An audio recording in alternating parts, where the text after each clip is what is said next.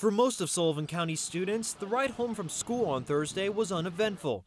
But for 70 Ketron Elementary students, it was anything but. We were just stopping at a normal bus stop, and next thing we know, we're getting rear-ended. A sudden collision that caught both buses and the students inside off guard. We banged our heads on the back of the seats. Kelsey Phelan walked away from her bus without a scratch. But it wasn't the same story for her friend. She banged her head on the outside of the window, and she was the worst one of all on my bus. As emergency personnel from neighboring counties rushed the 23 injured students to nearby hospitals, parents began to arrive on the scene.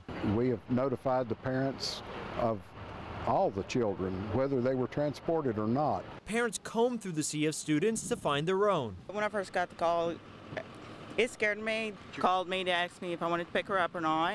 Now, as emergency personnel worked to get the situation under control, school officials took any uninjured students and put them on reserve school buses until their parents arrived. As long as I knew my baby was all right, I was just fine with the situation. But what caused the driver to lose focus and rear-end another bus on such a routine route? One of the children on board pulled the emergency latch on a window. At that point, an alarm sounded, which startled the bus driver.